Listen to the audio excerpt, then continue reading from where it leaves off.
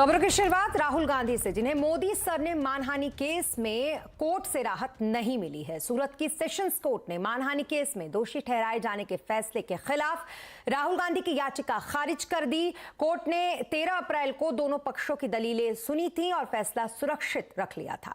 23 मार्च को सूरत की CJM court ने मानहानि केस में राहुल को दोषी ठहराते हुए 2 साल की सजा सुनाई थी। अगले ही दिन उनकी संसद सदस्यता भी इसको लेकर रद्द कर दी गई थी। अब राहुल गांधी के पास हाईकोर्ट में अपील करने का विकल्प है। कांग्रेस का यह कहना है कि वो सभी विकल्प पर विचार कर रही है कि किन किन विकल्पों पर वो आगे बढ़े।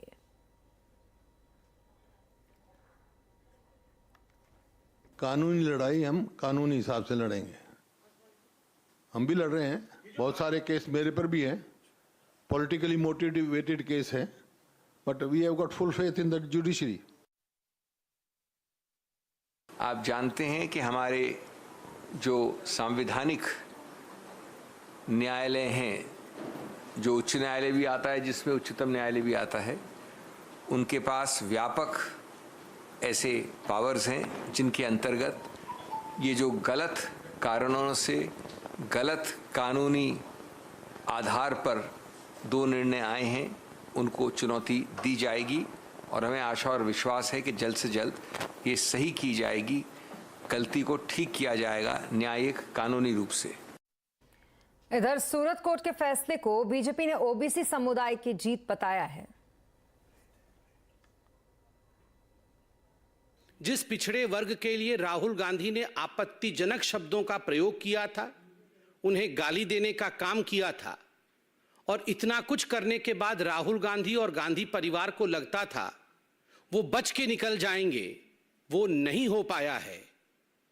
This is I would say slap on the face of the arrogance of the Gandhi family.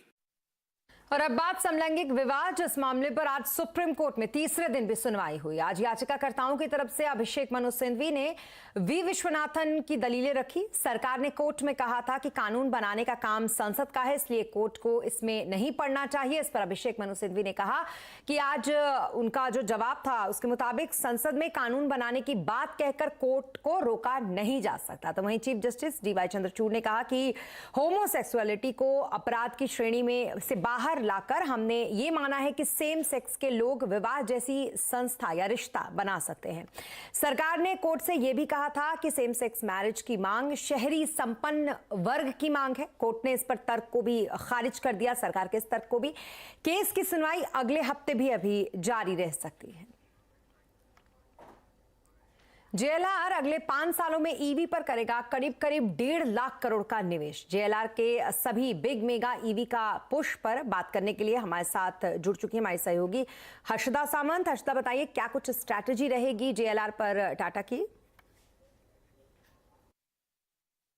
Tata Motors अपनी इलेक्ट्रिक पोर्टफोलियो को और मजबूत करने की तैयारी है और अब की बारी इन्होंने जो अनाउंसमेंट किया है वो यही है कि जेएलआर में दरअसल अपना इलेक्ट्रिक प्लान और एक्सेलरेट करता हुआ दिखाई देगा। कंपनी का इरादा है कि अगले 5 सालों में बड़ा निवेश करेंगे अपने ईवी पोर्टफोलियो में, जेएलआर में, खासतौर से करीब 1.5 लाख करोड़ या फिर आप कहें 15 बिलियन पाउंड के निवेश की तैयारी कंपनी कर रही है। जेएलआर की पहली ईवी रेंज रोवर लॉन्च होती हुई दिखाई देगी 2025 में। ये फुल इलेक्ट्रिक व्हीकल होगी और उसके बाद दरअसल 2024 में इसकी प्री बुकिंग की भी तैयारी होती हुई दिखाई दे रही है। कंपनी ने अपनी जो electric modern luxury car maker को पूरी तरह से इलेक्ट्रिक बनाने का प्लान रखा है। उसमें यह भी कहा है कि FY25 तक कंपनी दरअसल नेट कैश पॉजिटिव हो जाएगी। 2026 तक डबल डिजिट एबिट ये हासिल करने की क्षमता रखते हैं और 2039 तक या फिर 2039 तक जीरो कार्बन फुटप्रिंट रहेगा कंपनी का अपने ईवी में जो पुश आ रहा है उसके चलते। इसके लिए बड़े बदलाव आ रहे हैं।